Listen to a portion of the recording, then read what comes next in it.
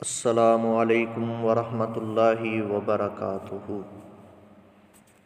نحمدہ ونصلی علی رسولہ الکریم، اما بعد۔ معزز طلباء و طالبات،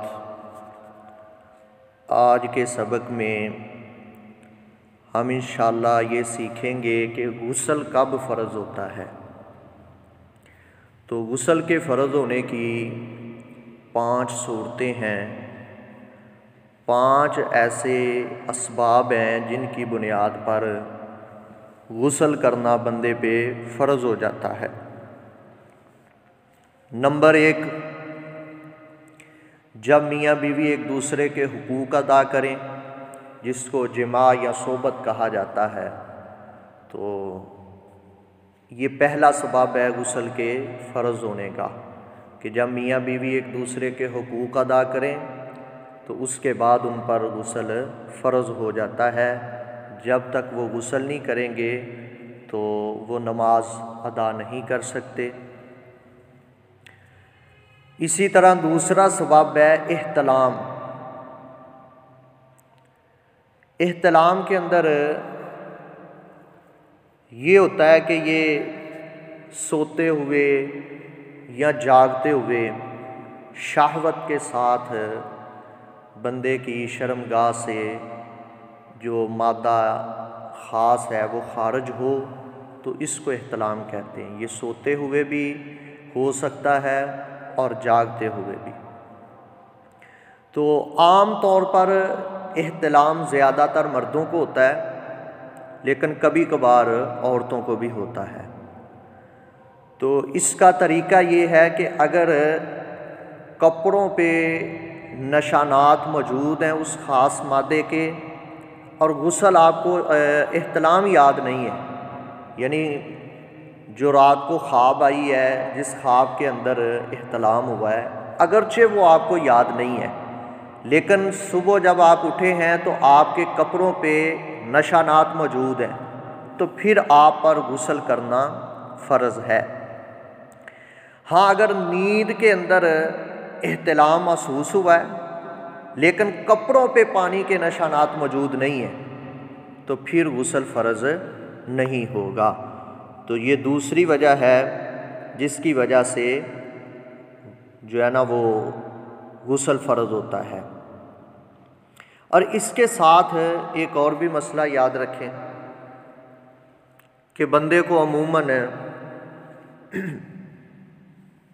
پیشاب کے علاوہ 3 قسم کا شرمگاہ سے پانی خارج ہوتا ہے۔ نمبر 1 منی، جو جماع کی صورت میں یا احتلام کی صورت میں خارج ہوتی ہے، اور دوسرے نمبر پر مزی۔ مزی یہ ایک لیسدار پانی ہوتا ہے جو شہوت کے وقت اعلی تناسل سے نکلتا ہے۔ اس سے وضو لازم ہوتا ہے، غسل فرض نہیں ہوتا۔ اور تیسرے نمبر پہ ودی۔ ودی وہ گارا اور سفید رنگ کا پانی ہوتا ہے جو پیشاب سے پہلے یا بعد میں خارج ہوتا ہے۔ ہمارے ہاں اس کو قطروں کی بیماری کا نام دیا جاتا ہے، کہ جس کو پیشاب سے پہلے یا بعد میں قطرے آتے ہیں تو اس کو حقیقت میں ودی کہا جاتا ہے، لیکن بعض نے اس کو جو ہے نا وہ قطروں کا نام دیا ہے۔ تو اس صورت میں بھی غسل نہیں فرض ہوتا۔ ہاں، استنجا کر کے وضو کرنا چاہیے، مزی میں بھی اور ودی میں بھی استنجا کر کے وضو کرنا چاہیے۔ اور یہی مرض عورتوں کو اگر لاحق ہو تو اس کا نام لیکوریا ہے، اور لیکوریا کا بھی یہی حکم ہے کہ اس سے غسل لازم نہیں ہے، بلکہ عورت استنجا کر کے تو وضو کرے گی۔ اچھا، اب تیسری چیز ہے حیض اور نفاس۔ یہ عورتوں کے متعلقہ مسئلہ ہے۔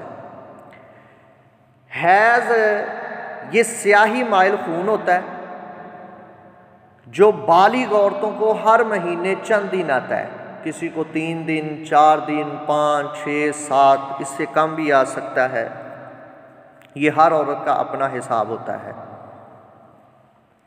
تو اس کو حیض کا خون کہا جاتا ہے، جو بالغ عورت کو ہر مہینے کچھ دن آتا ہے۔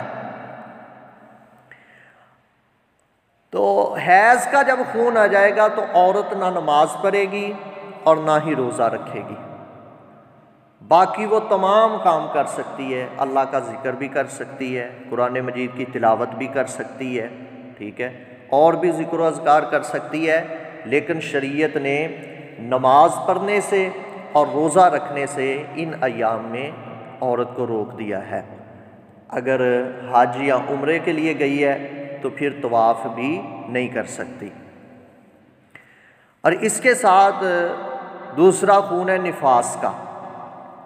نفاس کا خون بچے کی پیدائش پر جاری ہوتا ہے، عموماً اس کی مدت 40 دن ہوتی ہے، لیکن یہ بسا اوقات 40 دن سے پہلے بھی ختم ہو جاتا ہے۔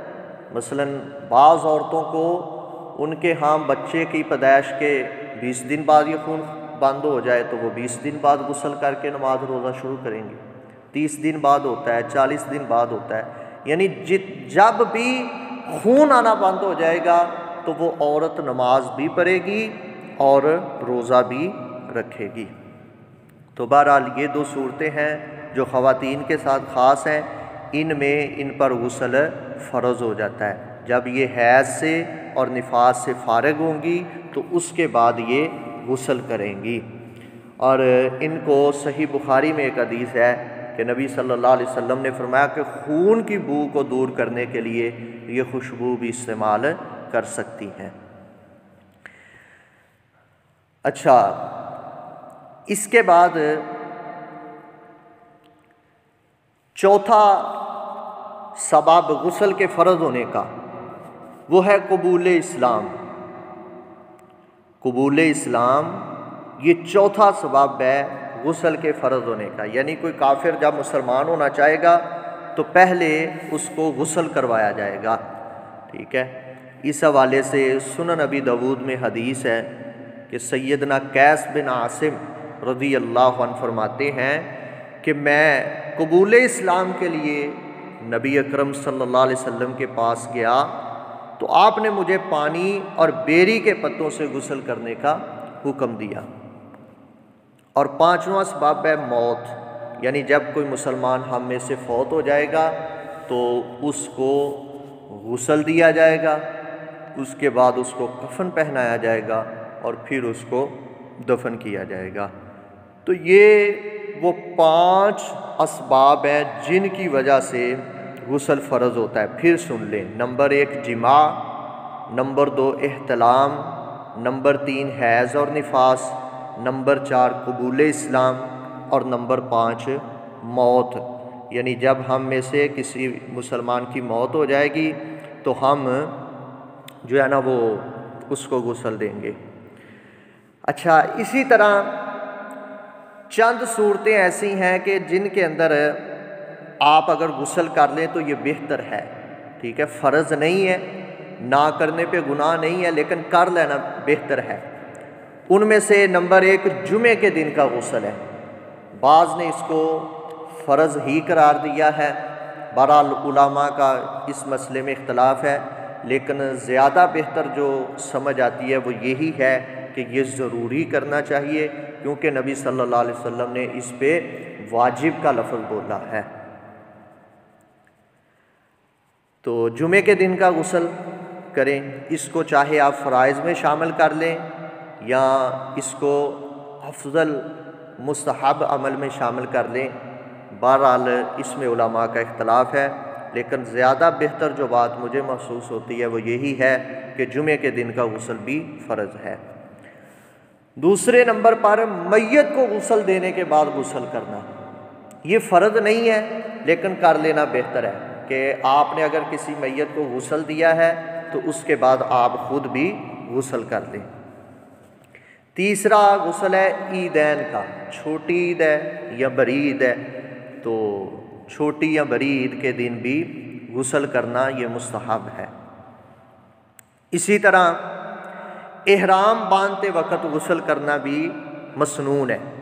جامع ترمذی کتاب الحج میں یہ حدیث ہے کہ سیدنا زید بن ثابت رضی اللہ عنہ فرماتے ہیں کہ میں نے نبی صلی اللہ علیہ وسلم کو دیکھا کہ آپ نے احرام باندھنے سے پہلے غسل کیا۔ تو اگر کوئی احرام باندھنے سے پہلے غسل کرے تو یہ ٹھیک ہے، اگر نہیں بھی کوئی کرتا تو اس میں کوئی حرج نہیں ہے۔ اسی طرح صحیح مسلم کے اندر بھی ایک حدیث ہے کتاب الحج میں، اس میں سیدنا عبداللہ بن عمر رضی اللہ عنہما یہ مکہ میں داخل ہونے سے پہلے انہوں نے ذی طویٰ ایک وادی ہے اس میں رات بسر کرتے تھے حتیٰ کہ صبح ہو جاتی۔ صبح کے وقت نماز پڑھتے اور غسل کرتے، پھر مکہ میں دن کے وقت داخل ہوتے اور فرماتے کہ نبی صلی اللہ علیہ وسلم بھی ایسے ہی کرتے تھے۔ یعنی عبداللہ بن عمر مکہ میں داخل ہونے سے پہلے غسل کرتے تھے۔ تو یہ چند وہ غسل ہیں کہ جو مستحب ہیں، یعنی اگر کوئی کر لے تو ٹھیک ہے، اگر کوئی نہیں کرتا تو اس میں کوئی حرج والی بات نہیں ہے۔ بہرحال آج ہم نے سبق میں دو چیزیں پڑھی ہیں، ایک کن چیزوں سے غسل فرض ہوتا ہے اور دوسرا وہ چیزیں جن میں غسل کر لینا بہتر ہے، لازم اور ضروری نہیں ہے۔ اچھا، پھر ایک سوال ہے کہ حالت جنابت میں کون سے کام ممنوع ہیں؟ بھائی جب غسل فرض ہے مرد پر یا عورت پر، نہ وہ نماز پڑھ سکتے ہیں، ٹھیک ہے، نماز پڑھنے کی اور طواف کرنے کی ان پہ پابندی ہے، اس کے علاوہ کسی اور پابندی کی کوئی دلیل نہیں ہے، لیکن ان کو چاہیے کہ وہ فوراً غسل کریں، لیکن اگر وہ فوراً نہیں کرتے، کچھ دیر بعد کرتے ہیں تو اس میں کوئی حرج نہیں ہے۔ مثلا رات کے پہلے حصے میں ان پہ غسل فرض ہوا ہے تو اب وہ فجر کی نماز سے پہلے تک ان کے پاس ٹائم ہے، چاہے وہ رات کو ہی غسل کر کے سو جائیں، چاہے وہ صبح اٹھ کے غسل کر کے تو نماز پڑھ لیں۔ بسا اوقات نبی صلی اللہ علیہ وسلم رمضان میں یوں بھی کرتے تھے کہ حالت جنابت میں سحری کھا لیتے تھے، روزہ رکھ لیتے تھے اور نماز سے پہلے غسل کر لیتے تھے۔ تو یعنی حالت جنابت میں کھانا پینا بھی جائز ہے، سحری کرنا بھی جائز ہے، لیکن نماز سے پہلے غسل کر لینا چاہیے، اس میں تاخیر نہیں کرنی چاہیے۔ لیکن اگر کوئی جو ہے نا تاخیر کی اجازت نماز تک ہے، یعنی غسل جب آپ پہ فرض ہوا ہے تو اس کے بعد نماز کا ٹائم ہونے تک آپ کے پاس اختیار ہے، جب نماز کا ٹائم ہو جائے اس وقت آپ نے لازمی غسل کر کے تو جو ہے نا وہ نماز کو ادا کرنا ہے۔ پھر ایک سوال ہے کہ حائضہ عورت قرآن مجید پڑھ سکتی ہے؟ تو اس بارے میں بھی علماء کا اختلاف ہے، لیکن صحیح بات یہ ہے کہ عورت کو حیض کی حالت میں قرآن مجید پڑھنے کی کوئی واضح حدیث نہیں ہے کہ جس میں عورت کو روکا گیا ہو کہ وہ قرآن نہیں پڑھ سکتی۔ اسی طرح حیض اور نفاس کی حالت میں کیا عورت قرآن پکڑ سکتی ہے یا نہیں، اس بارے میں بھی کوئی واضح حدیث نہیں ہے جس سے عورت کو روکا گیا ہو، بلکہ صحیح مسلم کے اندر ایک حدیث ہے کہ نبی صلی اللہ علیہ وسلم نے ہماری ماں اماں عائشہ کو مسجد سے مصلی پکڑانے کا حکم دیا، تو اماں جی نے حیض کا عذر پیش کیا، کہا اللہ کے رسول میں تو حیضہ ہوں، تو نبی صلی اللہ علیہ وسلم نے فرمایا اِنَّ حَیْضَتَکَ لَیْسَتْ فِی یَدِکَ، فرمایا کہ حیض تیرے ہاتھ میں تو نہیں ہے، یعنی تیرے ہاتھ تو ناپاک نہیں ہے نا۔ تو بہرحال یہ حدیث ثابت کرتی ہے کہ اگر کوئی اس حالت میں قرآن مجید کو چھو بھی لیتی ہے تو اس نے کوئی حرام کام نہیں کیا، لیکن زیادہ بہتر اور مناسب یہی ہے کہ وہ کسی کپڑے کے ذریعے قرآن مجید کو جو ہے نا وہ پکڑ لے۔ بہرحال حائضہ اللہ کا ذکر بھی کر سکتی ہے، کھانا بھی پکا سکتی ہے، اپنے بچوں کی خدمت بھی جو ہے نا وہ کر سکتی ہے، اپنے شوہر کی خدمت بھی کر سکتی ہے، اس کا جسم ناپاک نہیں ہے، ٹھیک ہے، وہ تمام کام کر سکتی ہے، صرف نماز، روزہ اور طواف، یہ وہ 3 کام ہیں جن سے حائضہ عورت کو روکا گیا ہے۔